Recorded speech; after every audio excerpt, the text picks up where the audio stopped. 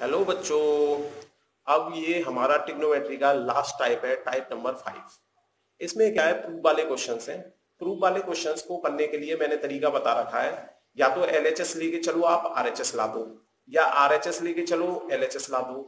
यदि कभी इस तरह से काम ना चले आपका, तो आप क्या कर सकते हो, एलएचएस को लो और जहां तक वो सॉल्व हो रहा है वहां तक सॉल्व करो। जहां तक भी सॉल्व हुआ वहां पर इक्वेशन नंबर 1 बना दो उसे। उसके बाद आरएचएस को ले लो, जैसे ही वो जहां तक सॉल्व हो रहा है वहां तक उसे सॉल्व करिए, और फिर देखिए कि कहीं ये आपस में कहीं किसी जगह बराबर तो नहीं आ गया। जहां भी बराबर आ जाए उसे इक्वेशन नंबर 2 बनाकर एलएचएस इक्वल टू आरएचएस करके हम प्रूव कर सकते हैं। तो प्रूव करने के 3 तरीके हो गए हमारे पास।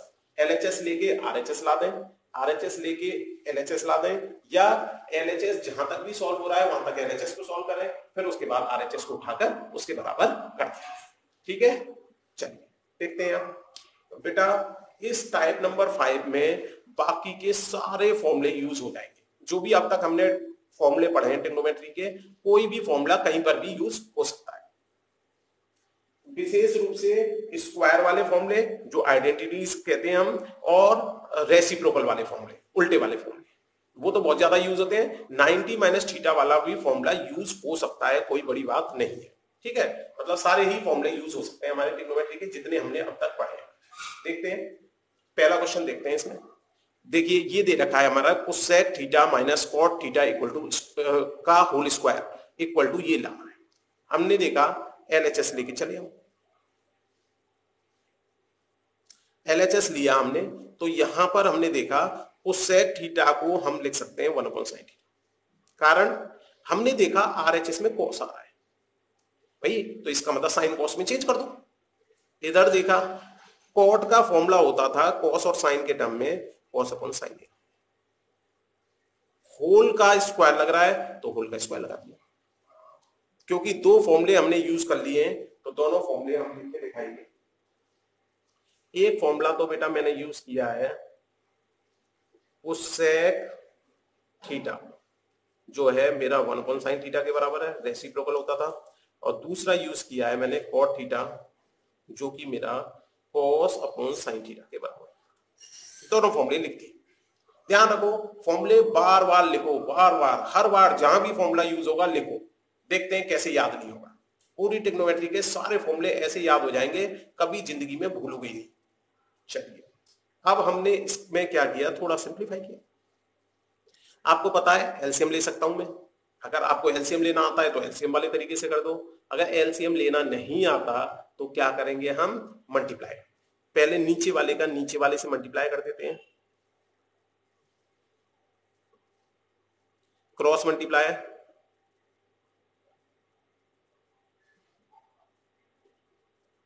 और इस पूरे पे चल रहा है स्क्वायर होल का। इन दोनों में देखा हमारा साइन थीटा कॉमन आ रहा है, ये बन गया 1 माइनस कॉस थीटा। कॉमन लेना बेटा मैंने सिखा दिया है आपको।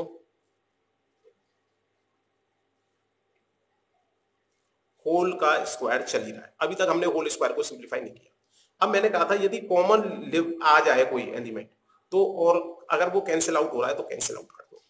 तो ये बन गया 1 minus cos theta upon sine theta का होल स्क्वायर। बताइए भाई यहां तक अच्छा। अभी हमें जो लाना था वो नहीं आया। देखो मैच नहीं कर रहा, कुछ तो मैच कर रहा है, लेकिन अभी तो इस पे होल स्क्वायर लग रहा है, इस पे तो होल स्क्वायर है ही नहीं। हमने कहा कोई बात नहीं, हमने सिंप्लीफाई किया इसको थोड़ा। देखो बेटा अगर आपको याद है, यदि ऐसे लिखा है a अपॉन बी का होल स्क्वायर, तो हम a का स्क्वायर अपॉन b का स्क्वायर भी लिख सकते हैं। मल्टीप्लाई और डिवाइड में, प्लस और माइनस में नहीं लिख सकते ऐसे। चलिए तो हमने इसका फायदा उठाया, तो इसे मैं लिख सकता हूं 1 माइनस कॉस थीटा का होल स्क्वायर, और इसे लिखूंगा sine square theta, sine square theta. अब आपको याद है साइन स्क्वायर थीटा कॉस के टर्म में फॉर्मूला भी होता था एक आइडेंटिटीज में। आपको याद होगा कि sine square theta plus cos square theta हमारा किसके बराबर होता था, 1 के। देखिए हमें पता है कि sine square theta plus cos square theta किसके बराबर होता था बेटा, मेरा 1। तो अगर इस हिसाब से हम देखें और हम साइन स्क्वायर की वैल्यू निकालना चाहें तो साइन स्क्वायर की वैल्यू निकलेगी 1 माइनस कॉस स्क्वायर थीटा। तो इसकी जगह हम लिख सकते हैं 1 प्लस कॉस थीटा का होल स्क्वायर, इसे तो चेंज किया नहीं, इसकी जगह मैं लिख सकता हूं 1 माइनस कॉस स्क्वायर।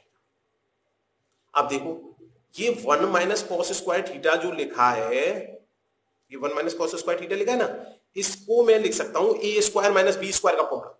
तो ए प्लस बी और ए माइनस बी लिख सकता हूं कि नहीं लिख सकता? तो इस हिसाब से अब जब मैंने इसको ये लिखा, चलो यहां पे सॉल्व कर देता हूं इसको, ठीक है, चलो यहीं पे कर देता हूं। जब इसमें ए स्क्वायर माइनस बी स्क्वायर का फॉर्मूला लगाऊंगा तो देखो ये फॉर्मूला आएगा मेरा 1 plus cos theta 1 minus cos theta. ऊपर देखो 1 प्लस कॉस थीटा का, सॉरी प्लस नहीं है, माइनस माइनस माइनस है ना ऊपर, ये 1 माइनस कॉस थीटा का होल स्क्वायर आ रहा है। तो देखो ये कॉमन आ रहा है तो ऊपर वाले से नीचे वाला 1 माइनस कॉस थीटा कट जाएगा, नहीं कट जाएगा? देख लो आप, ये आ रहा है 1 माइनस कॉस थीटा का होल स्क्वायर और नीचे आ गया 1 प्लस कॉस थीटा एक बार और एक बार 1 माइनस कॉस थीटा। अब देखो ये होल स्क्वायर है, ये है, इससे एक पावर कट जाएगी इसकी, तो ऊपर क्या बचेगा 1 माइनस कॉस थीटा, नीचे क्या बचेगा 1 प्लस साइन थीटा। देखो सॉरी 1 प्लस कॉस थीटा, देखो लाना क्या था 1 minus cos theta 1 plus cos theta, लिख देंगे equal to RHS, hence proved, खत्म। समझ में आ गया? चलिए देखिए अब आते हैं हम सेकंड वाले में, वही सेम प्रूव करना है, LHS ले लेते हैं। यहां पर हमने LHS लिया और 1 plus sine theta cos theta, sorry एक मिनट, ये है ए, थीटा गलत लिख दिया, ठीक है, ए में दे रखा है, अगर ए में दे रखा है तो ए में करेंगे, थीटा में दे रखा है तो थीटा में, ऐसे नहीं कि बदल दो। चलिए भाई इन दोनों का नीचे वाले का मल्टीप्लाई कर दिया, क्रॉस मल्टीप्लाई करेंगे कॉस स्क्वायर थीटा आएगा, कॉस स्क्वायर ए, इन दोनों का मल्टीप्लाई करेंगे, इसका इससे मल्टीप्लाई होगा। अब देखो दोनों सेम चीजें तो होल स्क्वायर हो जाएगा, इन दोनों को खोल दो, ये बन गया हमारा कॉस स्क्वायर ए, इसको मैंने ए प्लस बी का होल स्क्वायर खोला तो 1 प्लस बी का whole square plus 2ab, 2 into 1 into sine A, 2ab upon, इसको हमने अभी कुछ नहीं किया, जैसा है वैसे ही लिखा है। चलिए अब देखो, आप ये देखो ध्यान से, ये जो साइन स्क्वायर ए आ रहा है, ये कॉस स्क्वायर ए आ रहा है, ये दोनों मिलके 1 हो जाएंगे। हमारे पास फॉर्मूला था ना, देखो हमारे पास फॉर्मूला था कि साइन स्क्वायर थीटा में कॉस स्क्वायर थीटा जोड़ देते हैं तो क्या हो जाता है 1, तो इस हिसाब से इन दोनों को प्लस करके हमारा हो गया 1, ये 1 तो चल ही रहा है, ये 2 का मल्टीप्लाई कर देंगे तो 2 साइन ए, नीचे वाले को अभी नहीं खोला हमने,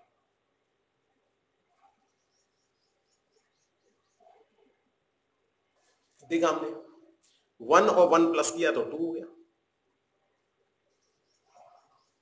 जब हमने बड़े ध्यान से देखा तो ऊपर वाले दोनों में 2 कॉमन आ रहा था, ले लो भाई 2 कॉमन, 2 कॉमन ले लिया तो ये 1 प्लस साइन ए बच गया,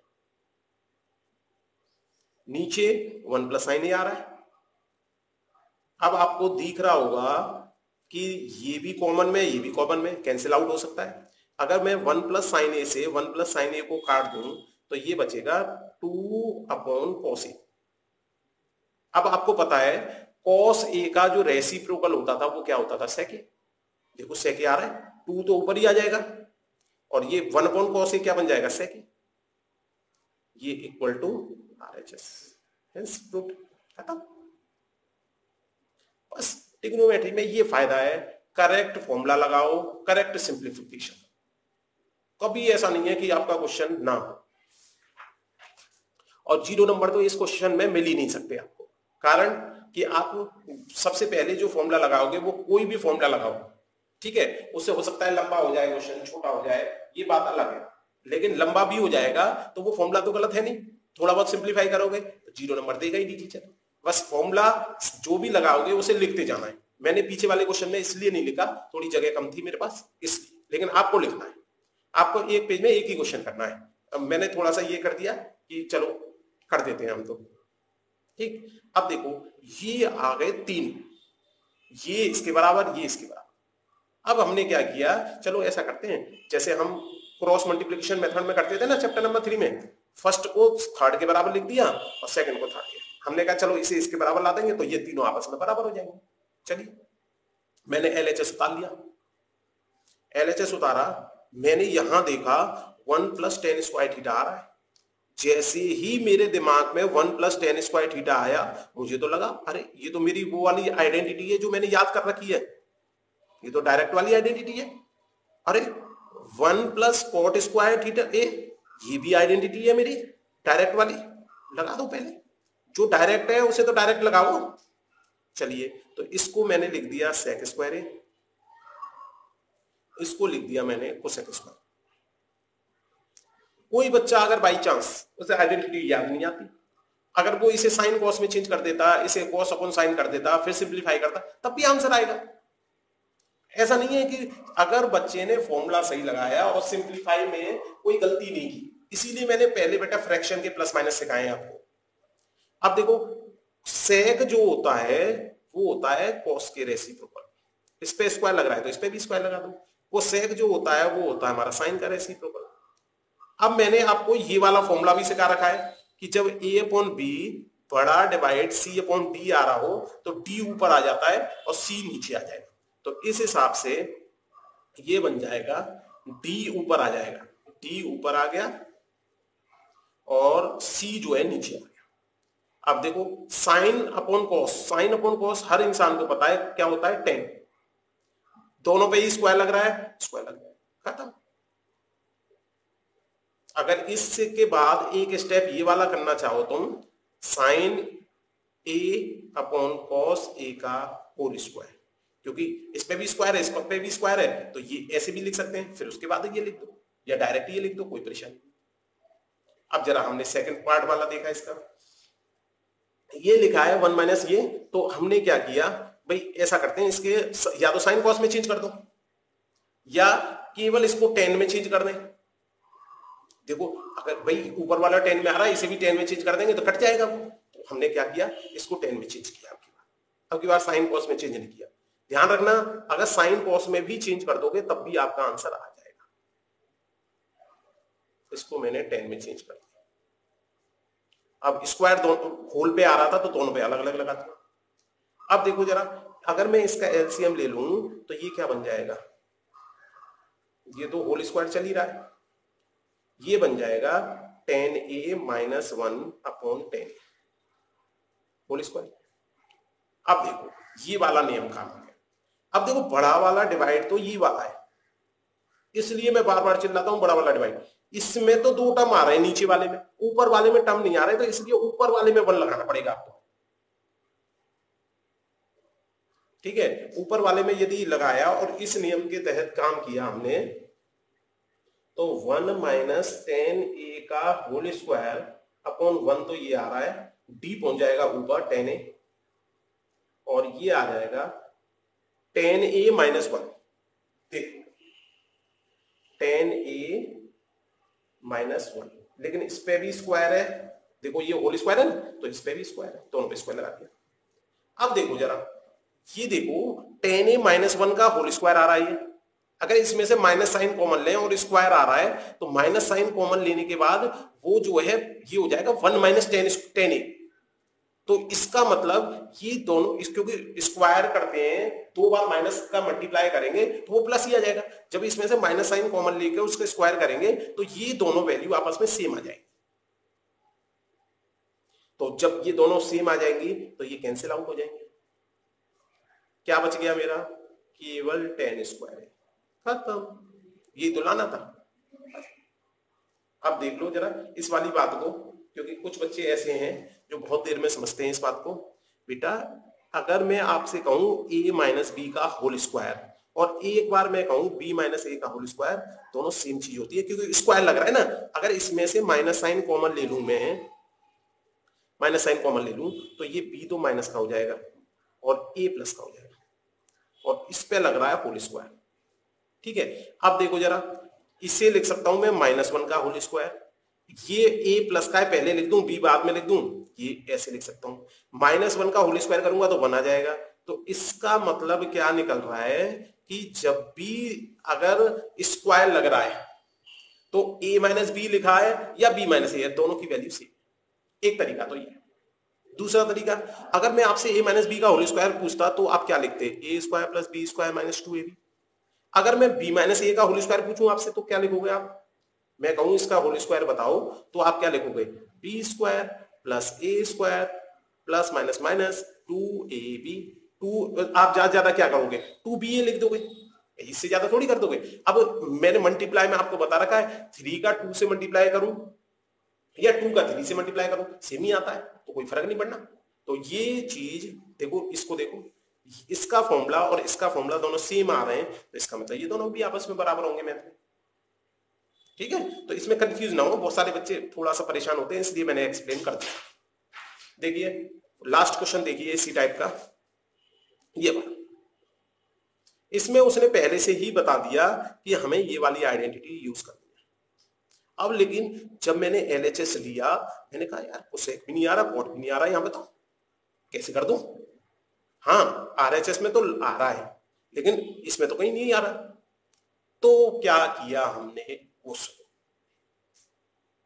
हमने इसे कोसेक बनाने के लिए हमने क्या किया, साइन ए से डिवाइड कर दिया। देखो अगर 1 को मैं साइन ए से डिवाइड करूं कोसेक बन जाएगा, साइन को साइन ए से डिवाइड करूंगा तो 1 बन जाएगा, बढ़िया है कोई बात नहीं। कॉस को जब मैं साइन से डिवाइड मारूंगा तो कॉट बन जाएगा, ये करना है। चलिए हमने क्या किया, डिवाइड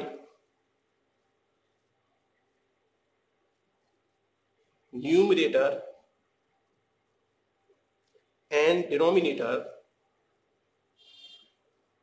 बाय साइन। अगर दोनों में सेम ऑपरेशन किया है तो हमारे क्वेश्चन पे कोई फर्क नहीं पड़ेगा। साइन ए से इसको डिवाइड कर दिया और ये बड़ा divide cos A plus sign ए -1। आपको ये समझ में आ गया मैंने साइन ए से डिवाइड क्यों किया है, क्योंकि उसने मेरे से ये आइडेंटिटी लाने के लिए कहा है कि इसी आइडेंटिटी को यूज करके काम चलाना है। मैंने कहा था ट्रिग्नोमेट्री में किसी भी ट्रिग्नोमेट्रिकल रेशियो को किसी दूसरे के टर्म में चेंज कर सकते हैं। अब मेरे को ये ज्यादा उचित लगा, मैंने ये कर दिया। अब जब मैंने इसको सिंप्लीफाई किया बेटा तो ये डिस्ट्रीब्यूट हो जाएगा। मैंने अभी थोड़ी देर पहले बताया अगर a प्लस बी अपॉन 2 लिखा होता है तो मैं a upon 2 plus B upon 2 लिख सकता हूं, लेकिन यदि a plus B plus C 3 दिए हो तब भी कोई बात नहीं, a upon 2 plus B upon 2 plus C upon 2, कोई बात नहीं। तो इस हिसाब से ये बन गया मेरा cos a upon sin a, जैसे ये मेरा कॉट में फॉर्मूला बन गया, ये बन गया sin a upon sin a और ये बन गया 1 अपॉन sin a। जरा नीचे वाला देखो, ध्यान रखना ये बड़ा डिवाइड है, ये वाला, ठीक है। इससे मैं दूसरे कलर से कर देता हूं जिससे कंफ्यूजन ना हो, ये बड़ा डिवाइड है, ठीक, बाकी ये छोटे छोटे। अब देखो जरा इसे नीचे वाले को देखा, ऐसे ही खोल दिया cos a upon sin a, ये बन गया sin a upon sin a, ये बन गया 1 अपॉन sin a। ठीक है, हमें मजबूरी में करना पड़ा ये काम, क्यों, क्योंकि उसने ये कहा है कि ये आइडेंटिटी यूज कर। अब देखो जरा, ये बन गया हमारा कॉट, ये बन गया -1, ये बन गया कोसेक,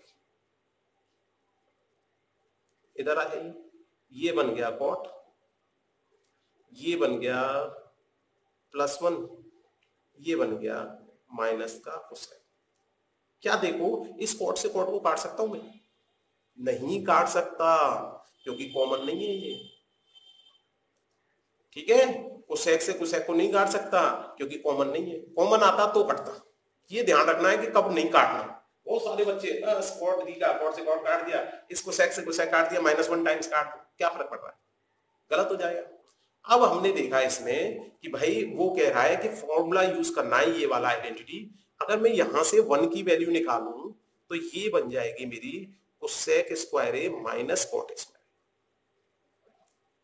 यहां पे ये 1 आ रहा है, 1 की जगह लगा दूंगा मैं। अच्छा, फायदा क्या होगा, मुझे यहां पर कॉट ए आ रहा था, कोसेक ए नेगेटिव का आ रहा था, ये चेंज आ रहा था, ये चेंज आ रहा था, ये दोनों तो सेम आ रहे थे, ये और ये दोनों चेंज आ रहे थे। इसलिए मैंने 1 की जगह इसको तो ऐसे लिख दिया, इसको ऐसे लिख दिया, उसे ऐसे लिख दिया। ठीक है, अब देखो इस 1 की जगह मैंने क्या किया, इस 1 की जगह अगर मैं इतना बड़ा फॉर्मूला लगा दूं तो ब्रैकेट लगाना जरूरी है। मैंने कहा था जब भी 2 टर्म या 2 से ज्यादा टर्म आए तो ब्रैकेट लगाना अनिवार्य होता है, हमारा नेसेसरी होता है। तो इस हिसाब से मैंने 1 की जगह ये लगा दिया अपॉन, इसको मैंने छेड़ा नहीं, क्योंकि नीचे जितने ज्यादा एलिमेंट बढ़ाऊंगा मैं नंबर ऑफ टर्म्स, उतनी कैलकुलेशन मेरी कठिन होती जाएगी, इसलिए मैंने नीचे वाले को छेद दिया। चलिए अब देखो जरा, इसे देखो ध्यान से, इसे बहुत ध्यान से देखेंगे। अब ये जो है cot A plus cosec A, अगर मैं इसे cosec A plus cot A पढ़ूं तब भी सही है, कोई बात नहीं, प्लस है।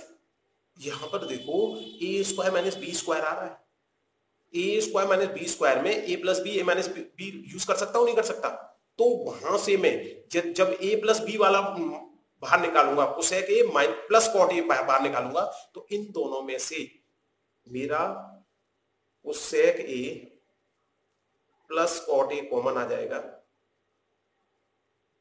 तो ये बचेगा 1 और ये बचेगा, प्लस वाला बाहर निकल गया तो माइनस वाला रह जाएगा, कोसेक ए प्लस वाला बाहर है तो माइनस वाला कॉट ए, ये बड़ा ब्रैकेट बंद, और नीचे वाले को हमने छेड़ा।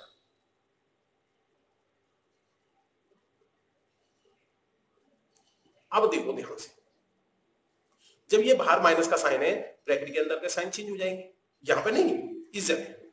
तो देखो जब मैंने ये ब्रैकेट के अंदर के साइन चेंज किए,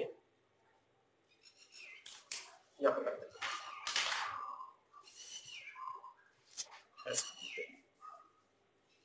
यहां तक ये देखो जरा,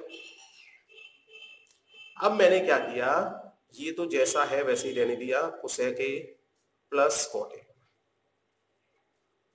ठीक है, ये ऐसे रहने, इसको देखा मैंने, इसमें जब मैंने ये ब्रैकेट खोला तो ये तो माइनस का आ गया, और ये माइनस और माइनस क्या हो जाएगा, प्लस।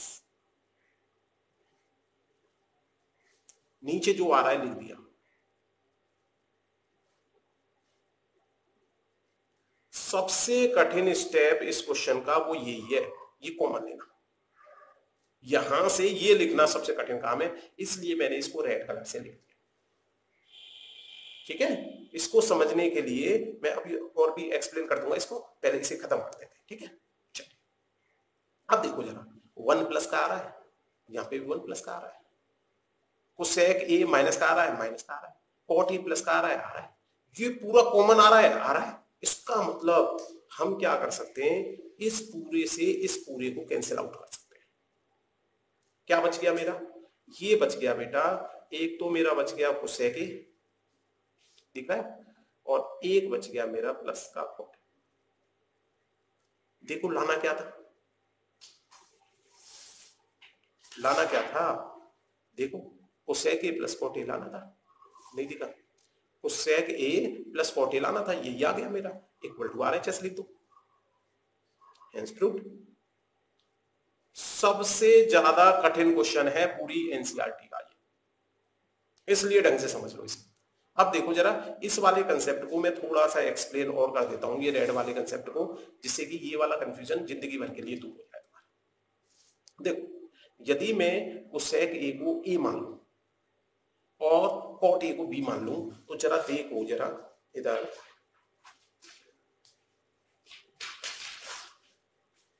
देखिए जरा, अगर मैंने इसको ए माना, कोसेक ए को सॉरी, तो ये बन गया मेरा बी प्लस ए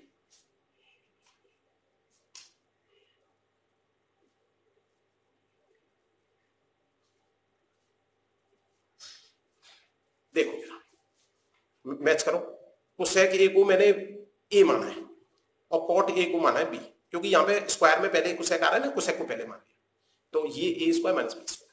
बताओ यहां तक कोई परेशानी हो तो बताओ। अब मैं कॉमन लेना सिखा रहा हूं बस, ठीक है। जिस स्टेप में बच्चों को बहुत ज्यादा दिक्कत होती है वही बता रहा हूं मैं। चलिए, अगर मैं इसको a प्लस बी लिख दूं, अब क्या मैंने कोई पाप कर दिया इससे?